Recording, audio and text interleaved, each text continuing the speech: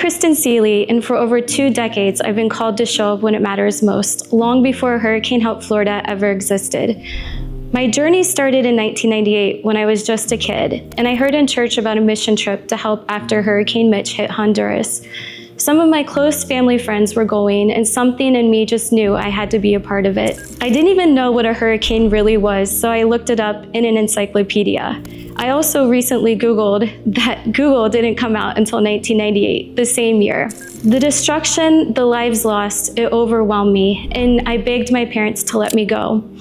They were hesitant, so it was a big ask, and I raised the money myself. I walked away from running track, and I worked every job I could to pay my own way. The first trip changed my life. I saw what happens when disaster strikes, but also what happens when people show up to help each other.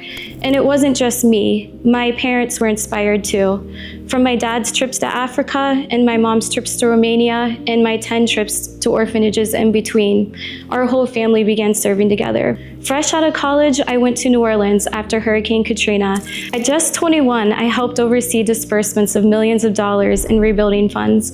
I worked with local leaders to develop an action plan for how neighborhoods could be rebuilt, not just homes, but systems, lives, and hope for the families. But even today, decades later, I see that we're still having the same problem. There are organizations getting millions of dollars in grant money to buy furniture and appliances when families are still sleeping in mold-infested homes. Our system is broken. That's why I decided to found Hurricane Help Florida. Our goal isn't to just respond to disasters, it's to connect the dots, to bring organizations together from the preparedness stage through the disaster response and show that there is light at the end of the tunnel through the long-term rebuilding phase.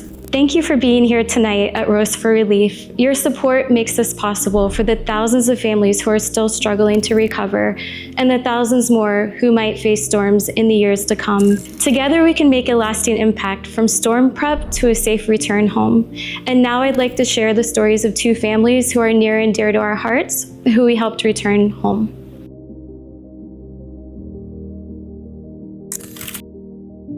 I've been through a million hurricanes, but never like that. Never. I mean, I've lived here all my life. I was born and raised here in Ybor City, and I'm in a non-flood zone. So I really wasn't expecting this. And I fought the system all the way up till time to go. And thank God I had a friend that just kept calling me.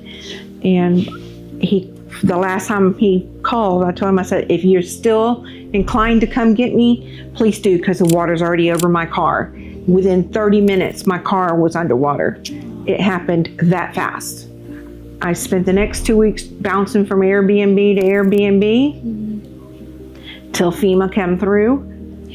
And the places they offered in was not, I wasn't staying in them. There was no way. What was your deciding factor when you said, okay, it's time to go, and what did you take with you? Oh, the deciding factor is when I walked out the door and called my daughter. She was out there, and I said, what are you doing? She says, I'm picking up the stuff so it doesn't get ruined. And I'm like, looking at the water. I said, when were you going to tell me? Because the water was already over the first step in the house. So I came back in, went and called the guy and told him, please come get us, because it's rising fast. When we got out of here, it was waist high water. My house sat in water for 9 days. All the floors were gone. The walls were starting to mold. It was everything outside was trashed. Everything was overturned. And then that's how I met you. And you sent people out to help me. And it was too bad, too far gone for them to do anything, because they couldn't walk on the floors. And I think there were college students coming from USF. I don't wish this on nobody, but when they say get out, do it. Your facility helped a lot. Yeah, and helped my daughter get a car. We didn't have the funds to buy her a car, but I found a local nonprofit, Wheels of Success, that they were actually looking for displaced people and people that had been affected to be able to help them get back into a car. If anybody needed it, she needed it. Yeah. I mean, you saw her car sitting underwater. Yeah. The whole front, well, mine too, but I was able to get one. So with a good conscience, I knew there was too many people that needed help. Yeah, I was fine with that. And when you said you could help her, I was like, oh, thank goodness, because that's just one less thing I got to worry about. Yeah. So she's happy with her car. Good.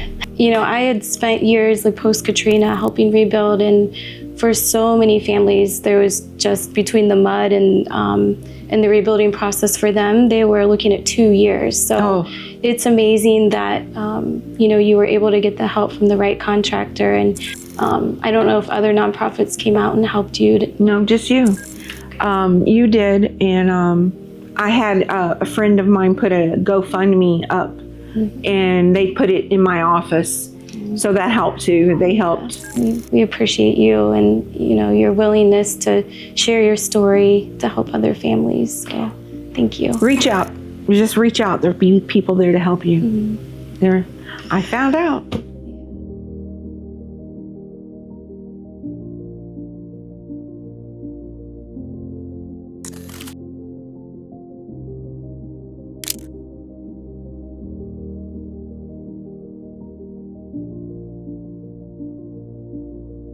Thank you for opening up your home today. I personally spent some time here, and it means a lot that you guys are willing to share your story to help some other families. I had met Lisa 3 years ago, so when she reached out saying that her family was in need of help, we were here to start the process, which no one wants to deal with or go through. So I personally lived it after Katrina. So with starting this nonprofit, I knew that there were a lot of families that didn't have a voice, that the government wasn't stepping in to help. And it meant a lot, Lisa, that you reached out and trusted us to come in and help.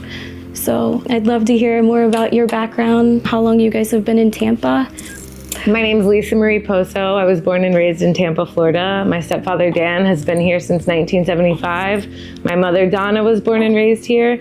And Dan has been in this house for over 40 years. And when I saw Kristen posting about her nonprofit, I immediately picked up the phone because I was like, we desperately need help. FEMA was not doing anything. Our homeowners insurance was not doing anything. And you were the only people that came to help us, truly. So we were really grateful. Milton, it was hard. My recliner was over there at the time, and the storm was storming in the middle of the night, and I was watching it on the news as it was coming in. And I looked down at our carpet, which was gray, and it was turning black. It looked like some kind of bacteria coming in the water, coming in through the carpet. And next thing I knew, when we woke up in the morning, we had 2 feet of water all through the house. I think that was the scary part. They decided not to evacuate, which I was not excited about, but I was 6 months pregnant, so I left. And my mom sent me a photo in the morning of her standing in water up to her knees. And it was just, I have chills now thinking about it. It was just terrifying. And knowing that we couldn't even get them out because all of the roads were blocked, cars couldn't even, pull in. I heard that the government was trying to send help, but never came. So while I was away, I evacuated. I booked them a hotel through Expedia. The hotel was actually closed because they lost power, and I couldn't get a refund even. So we had nowhere to send them, and they were stuck here because all the roads were closed. And finally, they just had to sit here and wait until the water drained out, which they were here, 2-3 days after with no power. And we were just calling in favors from friends, asking, who has a big truck that can bring my parents groceries. It was just a really bad situation, and I felt a little helpless, which was the hardest part. Because I couldn't get them into FEMA housing, I had to pay out of pocket for an Airbnb for a month and a half, which was thousands of dollars. And all of the Airbnb prices were jacked up because people were just taking advantage of the situation. So it was really a lose-lose situation overall. And then, I don't think if you guys wouldn't have stepped in when you did and just help us make a plan and get the house gutted, we would not be able to have them moved back in right now. And I was overwhelmed by all the help we got from everybody. It was a big community effort. It was every day, people coming, people knocking on the door, saying, hey, I know this person, I heard you guys needed help. Oh, I want to cry thinking about it.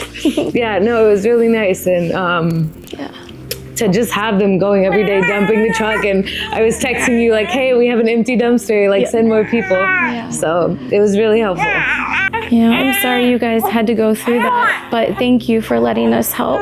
I know that's the hardest part too when you're trying to navigate rebuilding. It's like, who do you trust to let in with everything that you've built your entire life to have? So I'm sorry, but I hope from this that you sharing your story that we'll be able to help some other families. I know there's still a lot of displaced families in St. Pete, and just for them to see that there's light at the end of the tunnel to be able to get back into their home. This is really meaningful, so thank you. Yeah, and you can look around and see things aren't perfect. We don't have paint on the walls, but we were able to get them back in. We have some, new furniture in, thanks to you as well, and thanks to Rooms to Go. And they just got baseboards last week.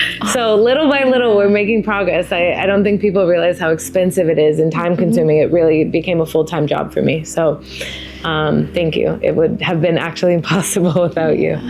We're really grateful.